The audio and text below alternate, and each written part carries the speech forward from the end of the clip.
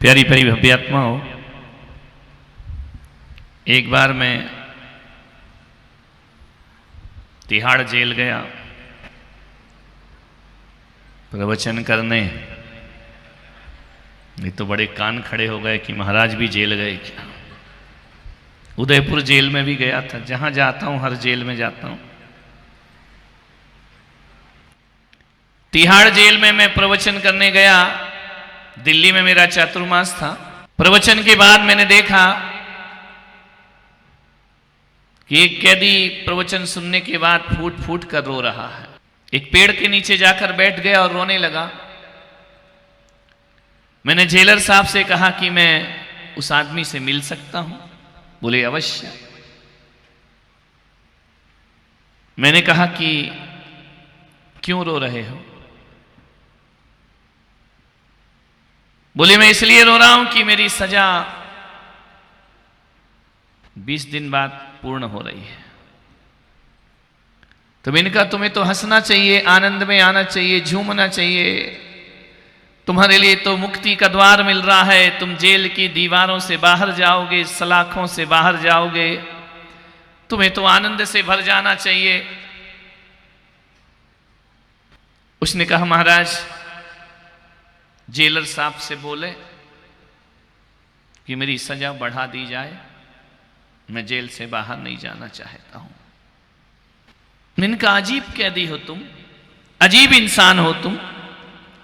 सारे कैदी कहते हैं कि महाराज हमारी सजा माफ हो जाए, माफ नहीं तो हाफ हो जाए, और तुम कह रहे हो कि मेरी सजा बढ़ा दी जाए। बोले महाराज मैं इस जेल से बाहर नहीं जाना चाहता हूं। उनका जेल में ऐसा क्या सुख है तुमको।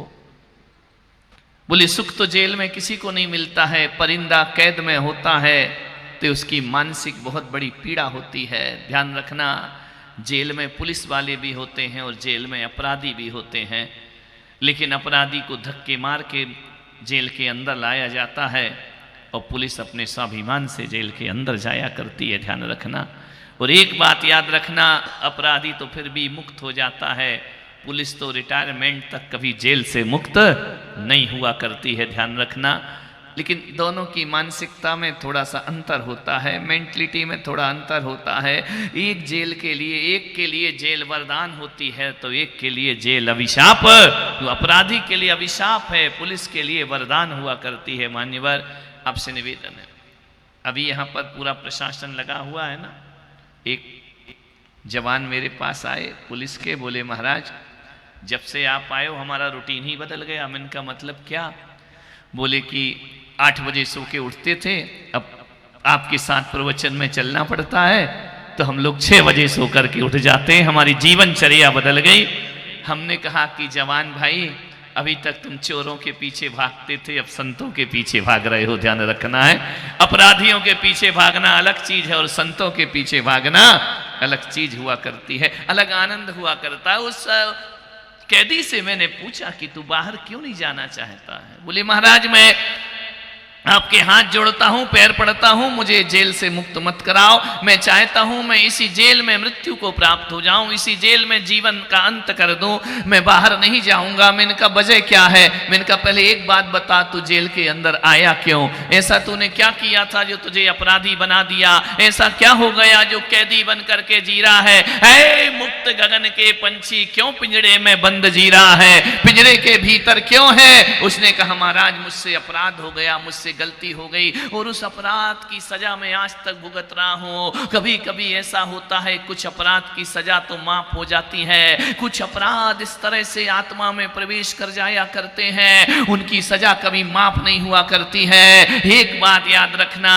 कि पल भर की सदियों का ध्यान रखना, एक बात जीवन में याद रखना, पल भर की खता सदियों की सजा बन जाया करती है। ध्यान रखना, एक छोटी सी भूल जिंदगी को बर्बाद कर देती है। मैंने उससे पूछा कि बता तूने कौन सी भूल की है। बोले महाराज मैंने एक भूल की कि मैं अपनी पत्नी से बहुत प्यार करता था, मेरा एक परिवार था, मेरे 2 बच्चे हैं, पत्नी से बहुत प्यार करता था, सबसे ज्यादा मैं पत्नी को चाहता था, लेकिन गलत संगति में पड़ गया, लोगों के उठने बैठने में पड़ गया, ऐसे लोगों के साथ मेरा उठना बैठना हो गया, ऐसे लोगों के साथ मेरी नौकरी घिर गई कि जहां मुझे शराब पीना पड़ी। महाराज, लोगों ने मुझे शराब पीना सिखा दिया, लोगों ने मुझे बोतल पकड़ना सिखा दिया।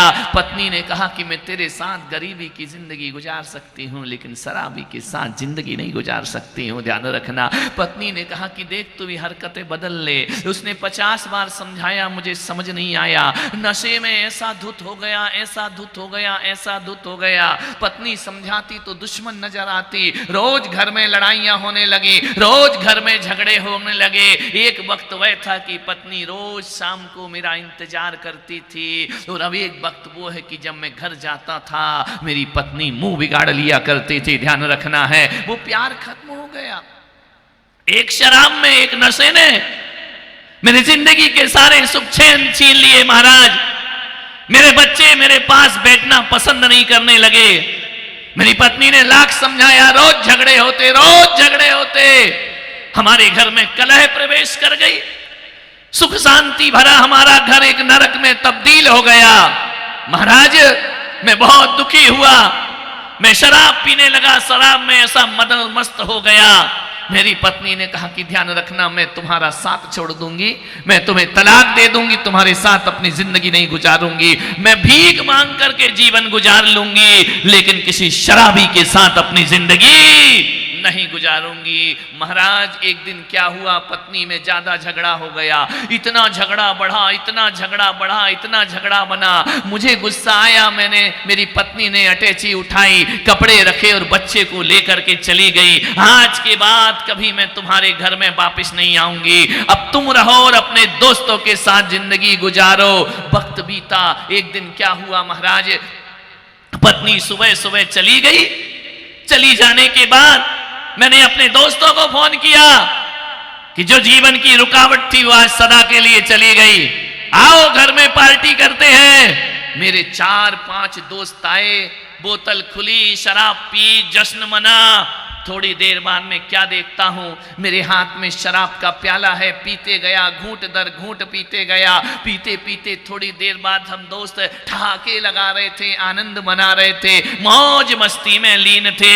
इतने में दरवाजे में दस्तक आई, दरवाजा खटखटाया गया। मैंने कहा कौन है दरवाजे पर? जाकर के देखा तो मेरी पत्नी दोनों बच्चों के साथ दरवाजे पर खड़ी थी। मैंने कहा तू तो मुझे छोड़कर चली गई थी, वापिस क्यों लौट करके आई? निकल जा मेरे घर से, तुझे रहने की यहां कोई जरूरत नहीं है। पत्नी ने कहा मैं गई नहीं थी, मैं यही देख रही थी, मेरे जाने के बाद तुम मेरे घर को कैसा नरक बनाते हो, मेरे मंदिर जैसे परिवार को कैसा तुम नरक में बदल देते हो, कैसा वातावरण करते हो। मैंने देख लिया तुम जिंदगी में सुधरने वाले नहीं हो। मैं लौट करके इसलिए आई कि देखूं तो मेरे घर की बर्बादी कैसे, जिस घर को मैंने अरमानों से सजाया, जिस घर के लिए मैंने अपने प्राण समर्पित किए। आदमी अपने घर से बहुत प्यार करता है, ध्यान रखना है। इस घर में बाग बगीचे लगाए, उस घर को जहां गुलाब खिला करते थे वहां शराब के प्याले खुल रहे हैं। पत्नी को गुस्सा आया, उसने कहा दफा हो जाओ इस घर से, ये घर मेरा है, ध्यान रखना। इस घर को मैंने सजाया है, संवारा है, इस घर को सहेज करके रखा है, निकल जाओ मेरे घर से। सारे दोस्तों को मैंने भगाया, सारे दोस्त मुंह लटका कर मेरे भाग गए। महाराज, शराब के नशे में मैं ऐसा चूर था, मैंने कहा तूने मेरे दोस्तों की बेइज्जती की, मैंने घर की लक्ष्मी को नहीं देखा, मेरे दोस्तों का अपमान मुझसे बर्दाश्त नहीं हुआ।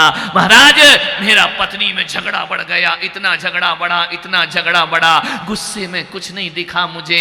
एक लोहे की राड रखी थी, आओ देखा ना ताओ, मैंने पत्नी के सिर पर वार किया। पत्नी चक्कर खा के गिरती है, वहीं बेहोश होती है। और 5 मिनट बाद में देखता हूं मेरी पत्नी दुनिया से विदा हो गई, उस संसार में मौजूद नहीं। मैं उसका हत्यारा बन गया महाराज, मैंने उसके प्राण ले लिए। एक शराब के कारण, एक नशे के कारण मैंने अपने घर को शमशान में तब्दील कर दिया।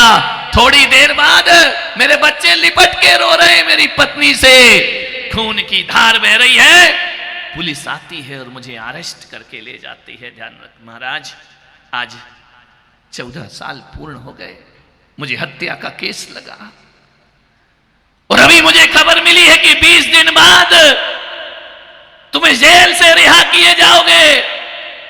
तो मैंने कहा वापिस क्यों नहीं जाते हो, तुम्हारे बच्चे तो बहुत बड़े हो गए होंगे। बोले हाँ महाराज, 14 साल बाद बेटी 24 साल की हो गई, मेरा बेटा 18 साल का हो गया। तो मैंने कहा फिर घर क्यों नहीं जाते हो। बोले नहीं जाऊंगा महाराज मैं घर। मैंने कहा इतने दिन हो गए तुम्हारे बच्चे मिलने आए। बोले नहीं, मैंने कई बार खबर भेजी कि तुम्हारा पिता तुमसे क्षमा मांगना चाहता है, तुम आ जाओ।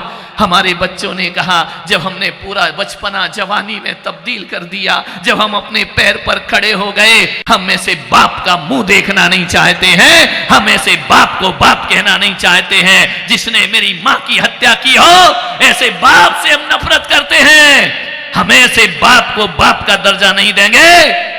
14 साल क्या, हम इस जन्म में तुम्हारा मुंह नहीं देखेंगे पलट करके। कोई जरूरत नहीं हमें औलाद कहने की, हम बिना बाप का जीवन गुजार देंगे, लेकिन हमें ऐसे हत्यारे और शराबी बाप की जरूरत नहीं है। महाराज अब बताओ मैं किसके लिए घर लौट कर वापिस जाऊं, मेरा घर बिक गया, बच्चे मुझसे नफरत करते हैं।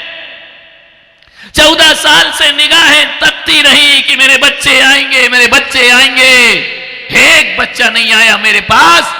मेरे रिश्तेदारों ने मुझसे मुंह फेर लिया। अब बताओ महाराज मैं जेल से निकल के कहां जाऊंगा। इसलिए मैं चाहता हूं कि मेरी मृत्यु इसी जेल में होना चाहिए। बच्चे कहते हैं ऐसे कुलघाती बाप को हम बाप का दर्जा नहीं दे सकते हैं। ध्यान रखिए, कभी हमसे नजरें मिलाने की कोशिश ना करना। कैसी राजनीति है, एक तरफ तो शराबी के लिए थाने में बंद किया जाता है, जेल में डाला जाता है, और दूसरी तरफ ये अंधी सरकार शराब के धड़ल्ले से लाइसेंस भी दिया करती है। ध्यान रखना, शराब के लाइसेंस बट रहे, शराब की दुकानें खुल रही हैं, बड़े अफसोस की बात है। ध्यान रखिए, गली गली नुक्कड़ नुक्कड़, यहां से मैं जाता हूं 2-3 दुकानें पड़ती हैं। ध्यान रखना मान्यवर, आपसे निवेदन है, सब्जी फल की दुकान ढूंढने में घंटों लग जाते हैं और शराब की दुकान कदम कदम पर मिल जाया करती है। ध्यान रखिए, कहां ले जाएंगे हम देश को, कहां ले जाएंगे संस्कृति और सभ्यता को, कहां ले जाएंगे इस देश को। मेरे भाई मैं आपसे निवेदन कर रहा हूं, ये अमन चैन के साथ खिलवाड़ है। ये भारत के युवाओं की ताकत को खोखला किया जा रहा है। कहा जाता है कि भारत में सबसे ज्यादा जवान है, लेकिन युवा पीढ़ी यदि शराब जैसे नशों के गिरफ्त में आएगी तो एक बात याद रखना, हमें अमेरिका से तोप तमंचे तो मिल जाएंगे, लेकिन उनको चलाने वाले हाथ हमारे पास नहीं होंगे। लड़खड़ाता युवा क्या भारत का भविष्य होगा? शराब पीता हुआ युवा, नशे में धुत युवा, चरस अफीम लेता हुआ युवा क्या भारत को सुदृढ़ बनाने में सार्थक होगा? क्या वो समाज का निर्माण कर सकेगा? क्या वो परिवार की रक्षा कर सकेगा? अरे खुद के शरीर की रक्षा नहीं कर पाता, शराब पीने के बाद परिवार को क्या सहायता करेगा, क्या समाज का नाम रोशन करेगा? मान्यवर मेरा आपसे निवेदन है, दोहरी राजनीति है, एक तरफ लाइसेंस है और एक तरफ शराब पीना अपराध है। अब एक बात बताओ, सरकार ऐसे लाइसेंस देगी, दुकानें खुलवाएगी, शराब के ठेके देगी, तो पीने वाले क्या करेंगे? पीने वाले क्या करेंगे? लेके शराब उसे नाली में फेंकेंगे या मुंह में डालेंगे? ध्यान रखिए, आपसे निवेदन है, काहे के लिए खरीदेंगे लोग? सुविधाएं सरकार देती है, एक बहुत बड़ा इनकम होती, आय होती है सरकार को शराब से। मान्यवर ये देश की जवानी के साथ बहुत बड़ा खिलवाड़ है। मान्यवर आपसे मैं इस निवेदन कर रहा हूं, बच्चे व्यसन और फैशन में ऐसे डूब रहे, ऐसे डूब रहे, ऐसे डूब रहे हैं। फैशन और व्यसन, बेटियां फैशन में डूब रही हैं, बेटे व्यसन में डूब रहे हैं। दुर्भाग्य इस देश का। मान्यवर सोचिए आप, निवेदन है आपसे। देखा नहीं, एक लड़का आया, मैंने कहा क्यों रे कल क्यों नहीं आया? बोले बाल कटाने गया था। तो मैंने कहा बाल कट गए तेरे? बोले कट गए। अरे लग ही नहीं रहा बाल कट गए। कैसे बाल कटाए? यहां से साफ, यहां से साफ, पूरा रखा है यहां पर बाल। यहाँ भी कम और यहाँ भी कम, यहाँ बाल। मैंने कहा क्यों रे, बाल कटाने गया था? बोले हाँ। मैंने कहा कैसे बाल कटाए हैं? इधर गायब इधर गायब, ऐसा लग रहा है जोकर लग रहा है, ध्यान रखना। ऐसा लग रहा है कि जैसे हाईवे पर चलो ना, आजू बाजू सर्विस रोड, ऊपर फ्लाईओवर, ध्यान रखना है। ये तुम्हारी फैशन, ये तुम्हारी जिंदगी है मान्यवर। कैसा जीवन बना लिया हमने, सोचना है आपको, विचार करना है। विकृतियां, बीड़ी, सिगरेट, ड्रग्स। मुंबई की सड़कों पर, दिल्ली में देखो जाकर के, बड़े बड़े शहरों में ड्रग्स ले रहे हैं बच्चे मान्यवर। पूना में मैंने देखा बेटियां शराब पी रही हैं मान्यवर। विकृतियों का शिकार हो रहा है हमारा युवा। कौन करेगा रोकथाम? नशा जीवन की दशा ही नहीं बदलता, जीवन की दुर्दशा भी बना दिया करता है। मैं माताओं बहनों से निवेदन कर रहा हूं कि पड़ोसी के भरोसे बच्चों को मत छोड़ना, स्कूल के भरोसे बच्चों को मत छोड़ना। बच्चों को सही दिशा में लाने की जिम्मेदारी सबसे पहले मां बाप की हुआ करती है, ध्यान रखना।